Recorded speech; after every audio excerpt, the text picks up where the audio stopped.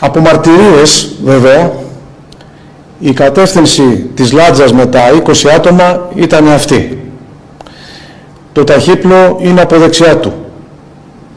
Τώρα, έτρεχε, δεν έχει καμία σημασία αυτό. Σημασία έχει ότι το σκάφος που βλέπει το άλλο στα δεξιά του οφείλει να απομακρύνεται από την πορεία του και να μην περνάει από την πλώρη του, να κάνει αυτή την κίνηση.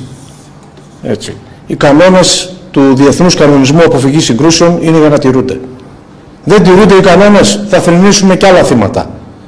Και βεβαίως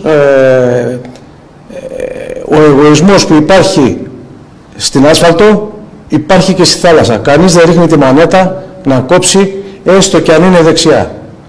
Και από δεξιά όφιλε να προσέξει αυτό το σκάφος που περνούσε μπροστά του. Θα μπορούσε, λένε ότι ο διάβλος είναι μικρός.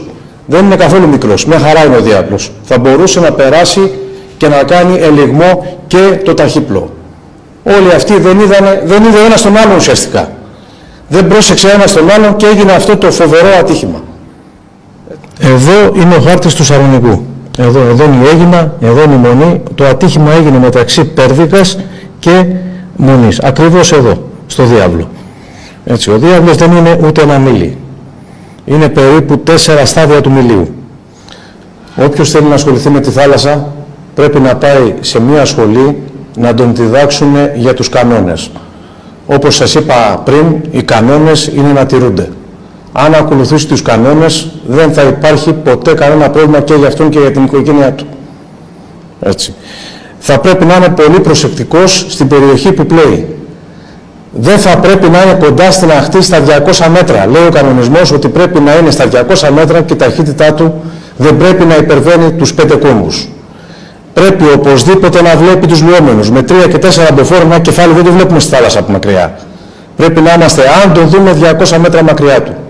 Και από την οριοθετημένη παραλία των λουωμένων με σημαντήρες θα πρέπει να είναι άνω των 100 μέτρων. Είναι κάποιοι κανόνες που πρέπει οπωσδήποτε να τηρούνται. Για να ακολουθήσει κάποιος την εκπαίδευση πρέπει να έχει συμπληρώσει το 18ο χρόνο της ηλικίας του. Πρέπει να βρει μια σχολή της αρεσκίας του, να δώσει τα απαραίτητα δικαιολογητικά και να ξεκινήσει τη διαδικασία της εκπαίδευσης που είναι πλέον υποχρεωτικά τα μαθήματα από 1η Πρώτου του 2014. Είναι 9 μαθήματα σύνολο, 3 ωριαία πρακτικά και 6 ωριαία θεωρητικά μαθήματα.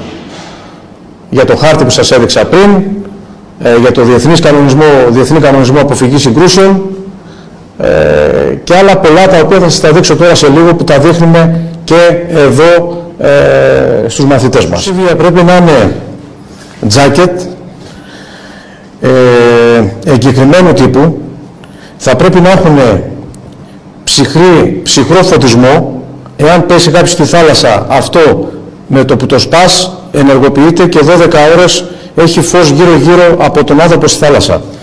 Πρέπει να έχει σφυρίχτρα και βεβαίως στο σκάφος μέσα πρέπει να έχουμε τα καπνογόνα, τα βεγγαλικά,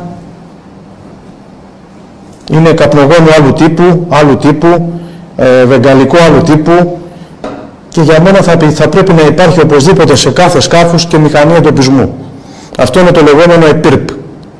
Πρέπει όταν πέφτουμε στη θάλασσα, πέφτουμε όλοι μαζί, φοράμε τα σωσίβια μας και κρατιόμαστε από την πλευτική συσκευή.